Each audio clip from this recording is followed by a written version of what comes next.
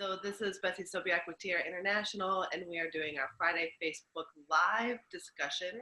Today with me, I have Peg Rowe Hello. and Allison Miller Hi, everyone. and Andrea Henning. I'm here. And we always talk on Fridays about topics that affect leadership, whether it's our personal leadership or the work that we do as leaders in our work or our lives. And today the topic on the table is letting go of resistance, which I think is a really interesting topic because, I can see both sides of the coin. Like sometimes resistance for me means I need to take a stand or draw a boundary or something like that. But then also sometimes it blocks progress and it means I'm hanging on to something from the past. So I'm excited to see where this conversation goes for my own awareness and insight. Allison, I know you were the one who brought this topic up. So do you want to share a little bit about why you think it's such an important topic to discuss and what you think where we should start with the topic? Sure. I mean, I think that resistance is such an important topic for leadership because it's something that we all have in common as human beings, and everybody experiences resistance. And I think that one way that the resistance actually gets formed in us comes out of our natural desire to survive, right? The natural instinct we have to survive. And so if I put my hand on a hot stove, I'm going to immediately retract it, right? So that I have a visceral reaction to things that might harm me physically in some way. I contract against that. And of course, we would resist being maimed, injured, having our life threatened in some way. And so a big part of why we have this whole other layer of resistance in our life to paying bills and traffic jams and dealing with certain people that we work with or certain situations that we find ourselves in or into working out or whatever the resistance is. It can be to activities, to people, to thoughts, to emotions. All of that is because we don't like feeling pain. We don't like being uncomfortable. I mean, that's the reality. And many of the things that really matter to us most in our lives that we want to be taking action in, we want to be influencing, producing results, having an impact, having a certain experience, require us to do some things that are uncomfortable or that we don't like. That everything that we want requires us actually to learn how to work with and through and around, over, under, whatever you want to call it, resistance. And I think that is actually a capacity that we can develop, but it has to start by acknowledging, yeah, I actually am resistant. Because sometimes I think we feel like we shouldn't be. Mm-hmm. But I think the starting point is, yeah, I actually am resistant. So the other question I have, Peg, is for you, because I know that you are the one that works with the Colby instrument the most of all of us. And so for those of you who are listening who may not be aware, the Colby system is something that we use with leaders to help them really hone in on their natural problem-solving style. So in the background of what you said, Allison, I was really listening for, I have these goals like working out or eating healthy or getting my bills paid or running a business, whatever, and I resist the thing I know to do. So what's happening there in that scenario? That seems like a block. Yet I also know, and then you also said that resistance sometimes feels like a bad word, like I shouldn't be resistant. I should be a team player and I should be open or whatever. Yeah, with the Colby system, when we're identifying someone's strength in solving problems, sometimes we say that their strength is to be resistant in a certain area. So it's like to resist too much information or to resist change or to resist something is actually an innate strength that they bring to the table and should somehow be embraced. So Peg, what are you hearing in terms of this resistance conversation, in terms of both where we can embrace it as a strength and where we really discern when we need a breakthrough? Yeah, and what I'm loving about the conversation so far is that we're identifying right up front that resistance is multi-layered and it's not a bad thing. Like we have it in our brain, like you were saying, Allison, like we shouldn't be resistant.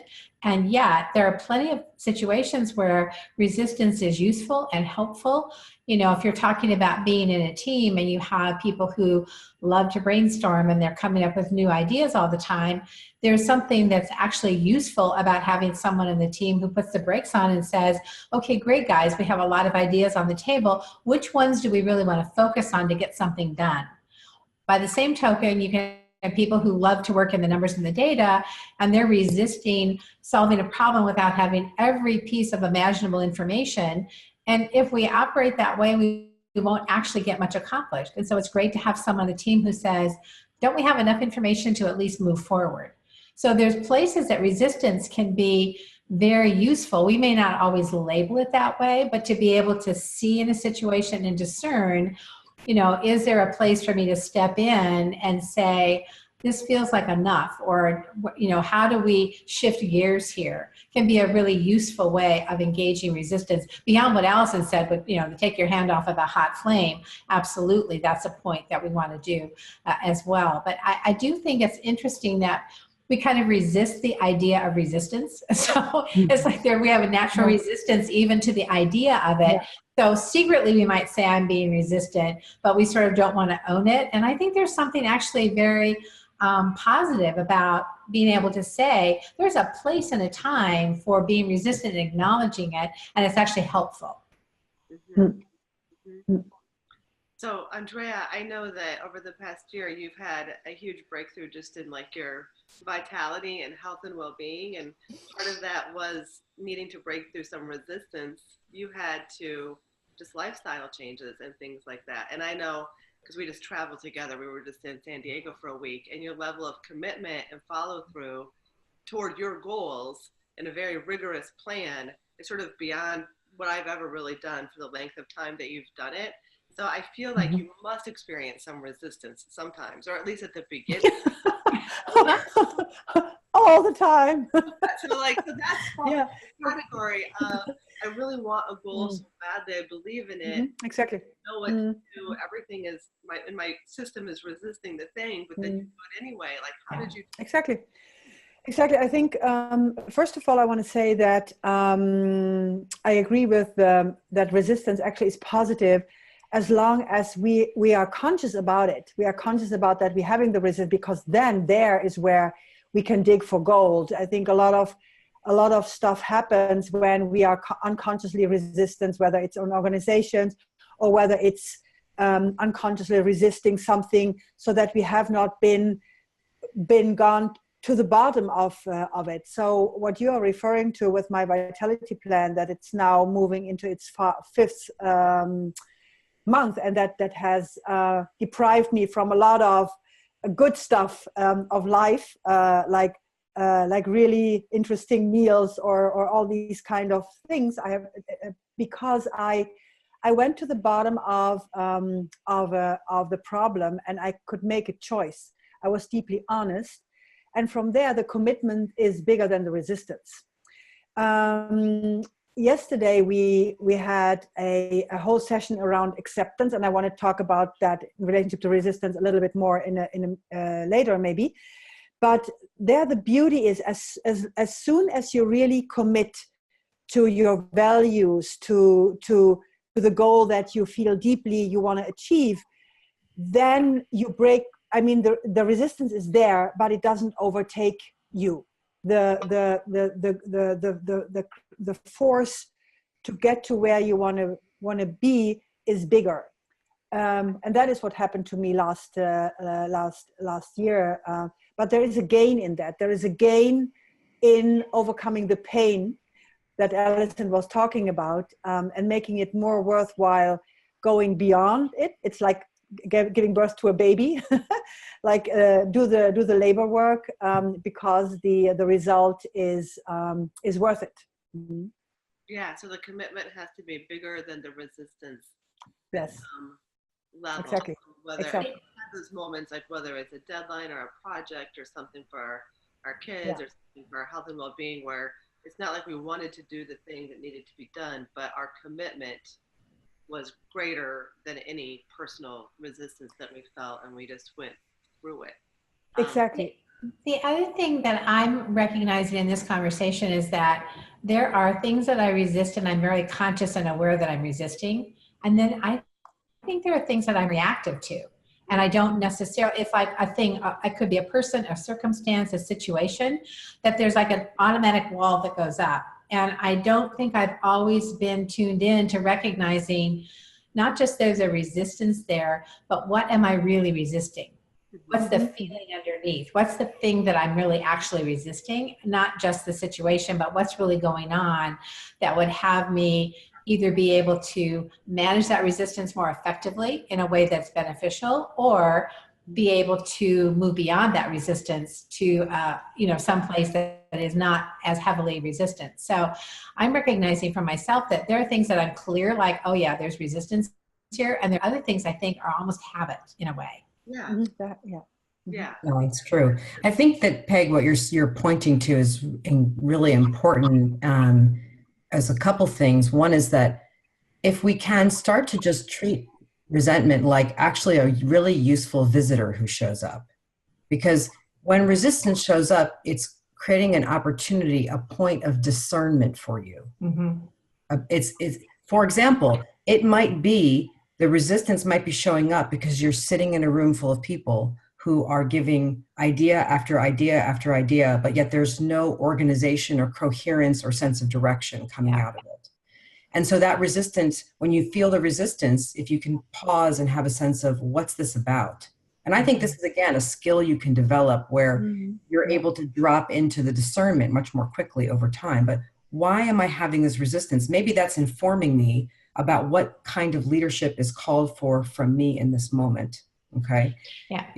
And then I think that pause is really important. And I'm glad you mentioned that, because I think for me, that's the piece that I'm really trying to focus on now, is finding those moments and really actually intentionally pausing. So I'll let you finish. But that's great what you're saying, Peg. It's beautiful, because it's about pausing is about saying, I'm sensing resistance. And what I think we need to do is imagine that we're like a Lego, those Legos with the little heads that you click on the bodies. Yeah. We're going to click our head on and do a scan of the body, and because the only way we can really get the wisdom that the moment of resistance is offering us is if we have sort of a mind-body connection. It's not something you can just figure out in your head, because the resistance is not a cognitive purely phenomenon.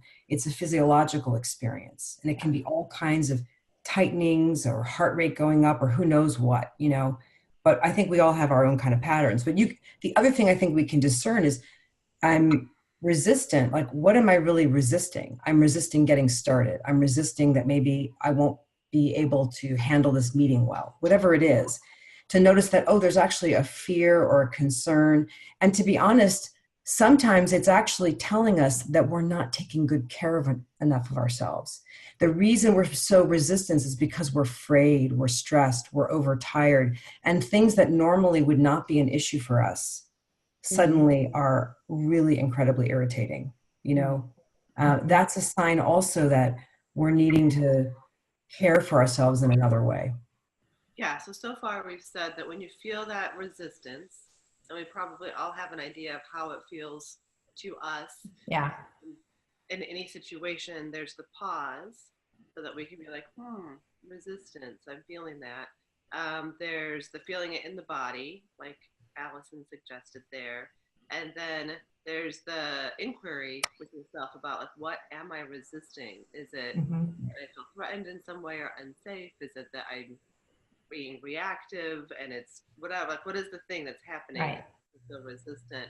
And then with that, you get to have some choice. But I think the next step is, Andrea, what you were talking about, which is acceptance. So how do you bring acceptance to that, instead of like sweeping it under the rug and thinking that it shouldn't be that way? Like, either you shouldn't be that resistant, or you should be more motivated, or you should whatever the self-judgment might be. Where does acceptance come into play? You said you were exploring that a little bit with the group yesterday. Yeah, absolutely. I mean, acceptance is one of the first distinctions we start with, and it's in the awareness piece of our model. And as I always say, like it was the distinction that I had the most trouble with, especially when you are an action-oriented, solution-oriented person. There's always this one thing that you can come up with to try. But there is this tremendous beauty in just pausing and becoming aware of whether it's a situation you feel stuck or you feel hurt or you have tried above and beyond things, what's going on. And we have this inquiry where actually from the facts of the situation, you go to the thoughts, how you think about the situation, and then how you feel about that situation, and what you have to be honest about. So it's really, really sinking in and deeply honest about. And what often happens is that something is touched inside of you that goes so deep in terms of your values or what you stand for or what is deeply important to you. And this other piece in your life is really, really in contrast of that. And Alison, I remember that you were talking about how we can have this experience that we can barely stay in our own skin. This is when we resist the most, and at the same time you cannot leave your skin behind. So within that, like sinking into it and being able to be totally honest about everything that you feel and uncensored, and not like, oh, I shouldn't feel like that about this person or about this situation, letting it be. We then something clicks and there comes this sense of relief. And what I find the total miracle is the situation itself hasn't changed at all. You have not had any solution at all other than some minutes before, but some sense of relief that you let go of the resistance and something opens up. And this is actually the art of acceptance. And whenever I'm in the face of witnessing that or experiencing that, I'm in complete awe. I mean, it's the most beautiful thing. From being the most difficult thing for me to grasp, it has become one of the most beautiful miracles to be with. Yeah, it really is, because it's like so clear that there's something you can't accept or something you're resisting. And one of the things that happens, I think, when you let go of resistance, because there's so much like fear when we're resisting something, whether it's a small fear, like we're going to sign up for something we don't want to do or be misunderstood or whatever the thing is. But when we let go of that, we're usually safer than we think in the environment. Mm-hmm. And the creativity and the openness and the ability to work with others is bigger than what it feels like in that first phase. And I do think that just like the using resistance as a data point, like, oh, I'm feeling resistance, let me pause, reflect, accept the whole thing, and then let it go, so I can choose either to be the leader I want to be in the scenario or make a stand or draw a boundary that needs to be drawn. But you're not like so tight and attached and, like you said, Peg, reactive to it. It then causes for a lot of scenarios and a lot of different ways to move forward where everyone feels good about it and it's clear without like all the yuckiness that sometimes comes with resistance or misunderstanding or hurt feelings. Yeah, I have found just that first step for me of even naming it, like, oh, I'm actually feeling resistant, has been huge, which sounds like that's silly. Why would that make a difference? But I think I do get into resisting resistance. So for me, just even putting a name on it and just being willing to accept, like, that's just what's going on right now, that makes a huge difference for me. Let me pose this scenario. Oh, go ahead, Alison, first. I was going to say, I think something that I also observe that's very much true for me is I want to have this experience where I have time where I'm off work.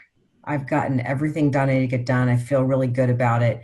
I want more time, concentrated time where I don't need to work. But one of the things that happens is that when I let resistance get in the way of myself doing what I said I was going to do, where I sort of pull my energy forward in a deliberate way, where I'm like, thank you, resistance, for showing up. I'm moving forward, like I'm marching ahead, is that I end up having these tasks that just they cut cobwebs, just never get them done. And they're kind of dragging their way through my day-to-day experience. But I also see that there's something really glorious about reaching for it's like you're reaching to align your behavior with how you want to feel, which is, I want to feel like I'm off work. I did what I said I was going to do. You know, I got those tasks with cobwebs done. I want that feeling of freedom and power that comes from taking deliberate action and actually doing what you say you're going to do in a given day. But you know what? I don't feel like it. I'm resistant. And when I move through that resistance and I do it, it makes such a difference. So it's one of the things I tell myself and my clients all the time, which is part of moving through resistance is practicing aligning your behavior with how you want to feel, not with how you happen to be feeling in the moment. And that's a big part of what's hooking us and kind of anchoring us down out of action, is that we're allowing how we happen to be feeling. The feelings and physiological states associated with resistance are actually in charge of what we do. Isn't that amazing? Think about it. It becomes in charge of us. And so this idea of being a true leader in your life, a piece of what I think we're trying to articulate here today is that it's you kind of taking back the reins and recognizing that resistance is just something that shows up. It shows up for everybody. Yeah. And when we can pause with it and use it as an opportunity for discernment, we can reclaim that power to move through our lives and the world where we're aligned with that sense of inspiration, not by how the heaviness and the ugh and the contraction and all the stuff and all the resistance that's there. Yeah. But Alison, also it's a fine line between soldiering through and making things work, and being aware of the body and its resistance and when it needs to rest and when. So it's all the signals. Oh, absolutely. And I think you need to discern that. And I know there are plenty of times where I've just pushed through and done it, because it's really, the reason I'm not doing it isn't because I'm tired. It's because I'm scared I can't do it right. Yeah. Does that make sense? So I'm glad you pointed that out. If it's because really I'm exhausted and tired, that's a different signal. But most of the time, the reason these things are collecting cobwebs is because I'm afraid I don't know how to do it. It's not going to work. Someone else won't like it. Okay. You know, I need to know more before I do it. All that nonsense. Okay. Yeah, I have, when I was in India, I went to a yoga ashram, and they had a sign above the door, which I loved, which was true freedom is being able to choose to do the thing you don't want to do. Which took me a while to, kind of process. Like we sometimes think that freedom is doing whatever we want whenever we want. Like that's right. the answer to what freedom is. Yeah, true freedom is also being able to choose to do the thing you don't want to do and not feel like you're saying, captive to your whims or your feeling in the moment or whatever's happening, that you can still choose to do what you don't want to do for the sake of the broader goal. And you're free to do that, not do that. And to Andrea's point, I think it's really important that it's not always the same answer or right answer. Because even in your situation that you described, Alison, it could be someday you get up and you feel that, like, I want to feel like my work is all done. I'm feeling really resistant to doing anything. Today is the day that if I just check off all my boxes, that will provide me with the experience that I want to have. There could be another day where you're like, I'm resistant. I feel like I'm always working. I feel like I never get anything done. I feel like I just want to feel my work is done. And it's like, oh, the thing I need to do is actually take a day off and trust that everything is done to the extent that it's done. There's nothing else that needs to be done, and I've worked hard enough, and give myself that space and that break to recalibrate because I've made it too hard. So it's never there's not one answer, which I think is one of the things that's so amazing as we build a relationship with ourselves, is to have that pause and that honesty about, in this situation, what is the resistance? What is it that I say that I want? What is the choice that then leads the direction I want to go? It's not it's not something that's always the same every time. Two dots that are connecting for me are, in part, when Andrea was talking about sort of the health and vitality goal that you've taken on, and part of it was just being this very honest with yourself and very clear about what you really truly want, and creating a vision for yourself about what that looked like. Here's where I want to be. And then Alison, when you're talking about when you have that point of resistance and being clear about how do you want to actually feel, and and that almost like draws you forward. It feels like a piece of this also is being clear about what we want and how we want to feel, and using that as that sort of point in the future that actually is drawing us to something that is more important than whatever we're resisting at this moment. Right. Yeah. So here's a particular scenario I want to throw out because it kind of drives me crazy, and I want. Sure, we've all experienced it, and you've all probably even experienced it with me. But when you're around somebody, it could be a business colleague, it could be a friend, and they're like, here's what I really, really want. Here's what I want my life to be like, or here's a struggle, or here's a goal that I have. And it could be that they want a weekend off where someone else watches their kids, or they want to hike a mountain, or they want to start a business, whatever the thing is. They say they want it, they talk about wanting it, and then you see either yourself or other people say, oh, here's a way that could be easier. Here's a way, like, oh, I'll just take your kids for this weekend. I'm totally free. And then their reaction is like, no, not this weekend because I have this, I have this, I have this. Or like, oh, well, here, you could have this amount of, grant, or fill out this grant for this money you would have for your business. Oh, no, not that one because I don't want to be. So what happens? What is this thing? It makes me so crazy when someone seems very clear about something that they really, really want, and then people and opportunities and circumstances just are coming at them that would actually be in line with what they say they want, but they resist those, and they don't even seem to know it. Like what's going on? Really interesting, Betsy. I think one of the things that happens for a lot of us is that we have an aspiration, something that we want in our life, and we start sharing it with others before we have enough alignment in our system to actually go for it. It's like, yeah, I want that, but the reason it's not in my life, they don't tell you that part, but the reason it's not there is because I believe ... or this would happen or that would happen. And so when you're saying, hey, what about you fill out this application, you could get this money, and they're like, no, not that grant, they're actually telling you, I think, that they are probably not ready. There's some kind of alignment missing, and it is something that they do want, Yeah. The other thing that I hear in that is that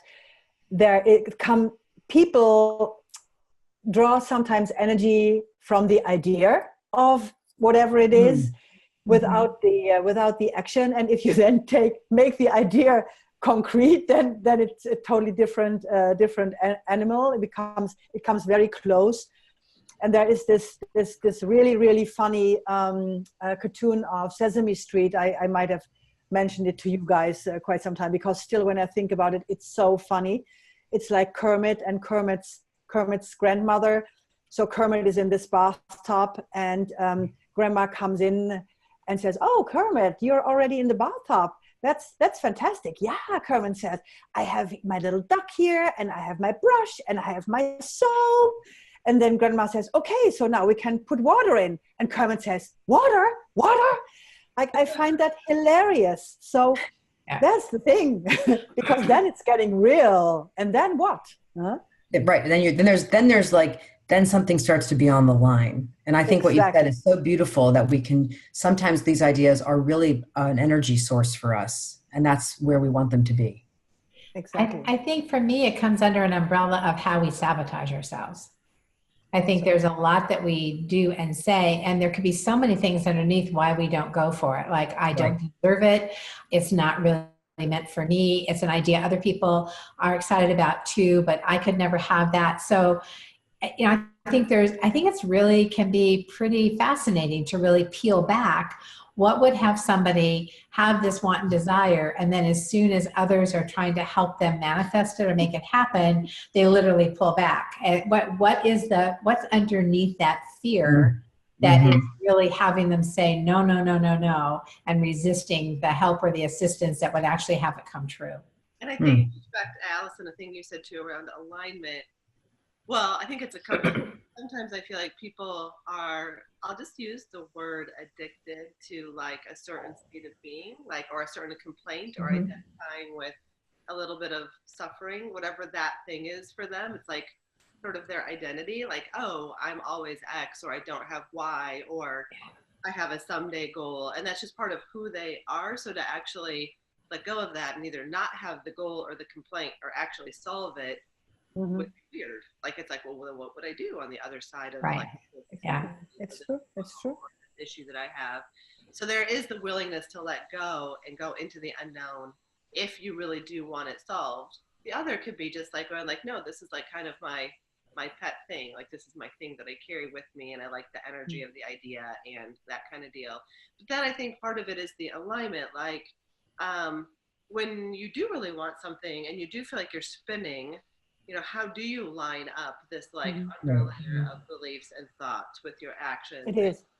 And system. And I do think sometimes that there are lots of different ways, whether it's just a pause and self-reflection and meditation that you can practice yourself. I do think that sometimes taking a break, like a vacation or a retreat, and getting out of your system, you have a little energy. But also sometimes I do think people do engage in coaching, either relationships or weekends or retreats, so that they can really take a step back and be supported in lining up something that's a repeated pattern that they don't really want to have anymore. Because I know that in my work with my coaching clients, that sometimes is what I end up doing is saying, okay, just simply that thing of like, I've heard you say now for X amount of times that you want X, and I see you doing Y, and I see these possibilities over here being offered to you that you're declining, when they would all line up with the thing that you want. So let's talk about what's happening, and let's just experiment with, if you were willing to let go of some of the resistance or move in a direction you might not see, like what happens without it feeling like a big, huge deal. So I'm also thinking about like how then you get things lined up, I guess. So there's like a breaking the cycle kind of mode to that for me. It's like there's a cycle, we're in a pattern, and it takes something to consciously break that pattern and break that cycle and actually step out of it to open ourselves up to whatever the other possibilities are and really allow that to happen. Exactly. You know, there's something else I want to mention about resistance real quick. So for about, I don't know, 8 months, I've been teaching a class at my daughter's high school, and we have these kind of coaching conversations. And the second group of kids I had were incredibly resistant to me. I could not get them to break loose and open themselves to me like the first group. And the second to last class, I don't know why, but I decided to bake a banana bread. So I brought a homemade hot out of the oven banana bread with chocolate chips in it to the class. And my number one resistor really was thrilled. And he actually cut a quarter of the loaf for himself. Whoa. Actually, believe it or not, we had enough banana bread, even though he did that. Anyway, I could see that my banana bread cracked the door open slightly, where he was a little less resistant to me. And I asked him, I said something to him about liking baked goods, and he's like, would you make me a coffee cake? He asked me to make him a coffee cake. Now, this is someone who's had no connection to me. And I said, yes, I will make you a coffee cake, which I did. And that was like a revelation to me, to seeing how just something like somebody bringing in hot, fresh baked goods, I spoke to him through a different pathway, and he opened the door to me. And that is when I realized I've got to manage the resistance in this, if I'm going to keep doing this at the high school, because I plan to do it for many years. I got to manage it right from the beginning. And so in a nutshell, what I've said to the kids is, I'm only going to be with you for 7 or 8 weeks.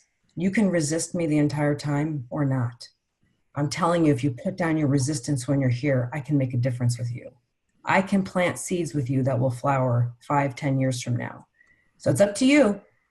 And when I'm saying this, I can feel the resistance starting to melt away.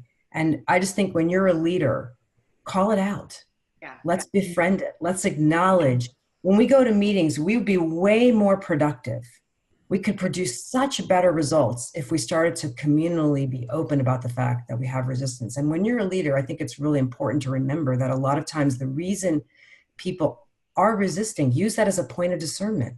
Yeah. What's going on that my people are resisting me? Instead of judging them and being irritated and annoyed with them about it, is look underneath, because maybe that's going to reveal all kinds of things to you that give you the power as a leader you wouldn't have otherwise. Yeah. Yeah.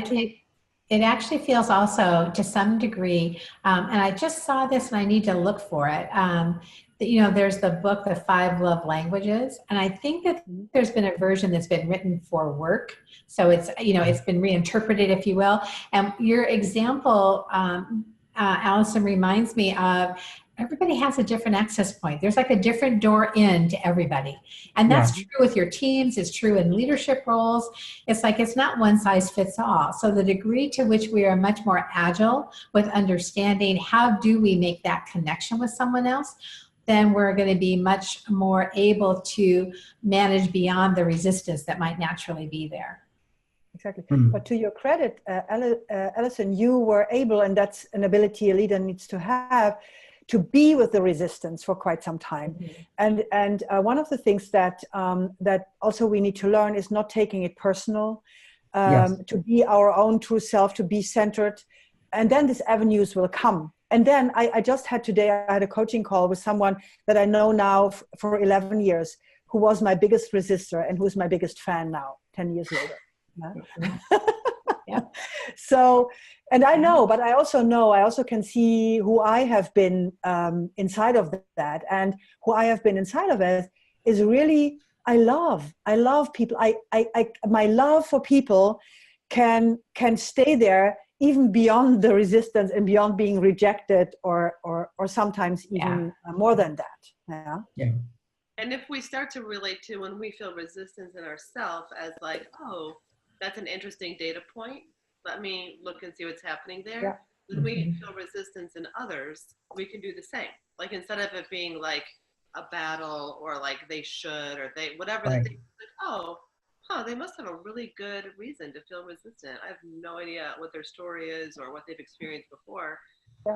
They must have a good reason to be kind of protecting themselves or dug in right now. So let's just, not take it personally and see what our common commitment and goal is, why we're both here and what we need to move forward, is also really, I think, powerful to remember. And I love the banana bread story, also the metaphor in terms of what I can do for myself.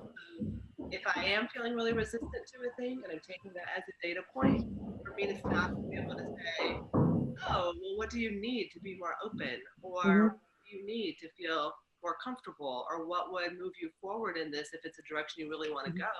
It's kind of a fun conversation to have with myself too, and not just be like trying to either power myself through or check out or something like that.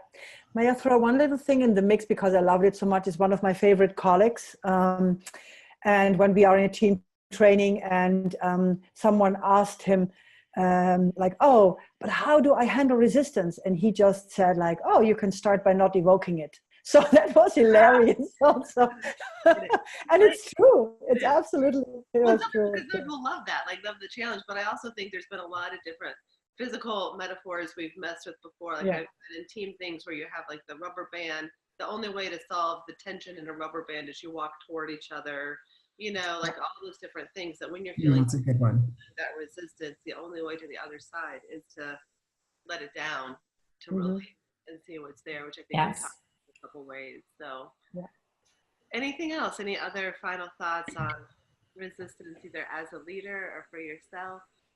Well, we touched on it lightly, and I want to just kind of underscore it, and that's the idea that we will meet resistance from others. Allison's example is great, as well as Andrea's. And I think that point of don't take it personally it goes beyond that for me. It's like, then it tells me that we all have habitual places and things and people we resist for reasons we don't always even know ourselves. That whole notion of discernment. It's like something happened at some point in our life that we taught ourselves a lesson, and we carry that lesson forward, and we don't even necessarily recognize that. And when I meet resistance in others now, I recognize that probably there's something that they're not even aware of that they're resisting, and I'm seeing it and I'm experiencing it, but it has probably very little, if anything, to do with me. I may have done, said, or acted in a way that might have triggered that response. But even if I said, so what's the resistance? Most of the time they would look and go like, what are you talking about? I don't have any idea. So I think it is great as leaders for us to recognize that we meet resistance from others. And most of the time it actually doesn't have anything to do with us. And sometimes the person who's resisting isn't even clear about what the source of it is. Yeah. Right. And when we're resisting, it's typically not about the other person as well. That's exactly right. Yeah. When I'm feeling resistant, it could be that I go, oh, I want it to be about that person, but really it's something in my. Yeah. Yeah. What I want to add to that is that when it's really getting dangerous is when you are not aware that you're resisting. Right. And everything's fine and everything's then because then you cannot steer. There's nothing there. It's not, the rubber doesn't hit the road anywhere. Yeah. And Yeah. Allison, you were going to say something? Well, I was going to say, I think as a very simple takeaway practice that you can do is to think about resistance as something is that when there's resistance, there's a tightness. It's kind of like you're standing up, you know, in a tense position. And if you can think of it as just all you're doing when you're seeking to let go of resistance is imagining almost like your energy is sitting back in a chair for a moment. Let's just hold on.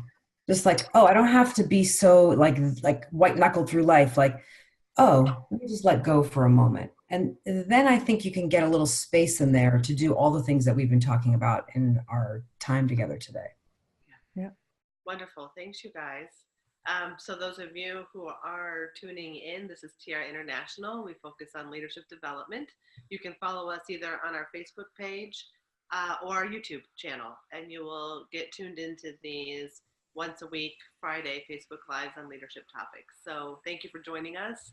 Feel free to add any kind of resources or comments you have below. We do check those in the next bit of time or so, and then we will add to that dialogue if it's there. And in the meantime, let's just all relax. take a glass of wine, celebrating the weekend. Yeah. Exactly. All right. Thank you, guys. All righty. Bye-bye. Bye.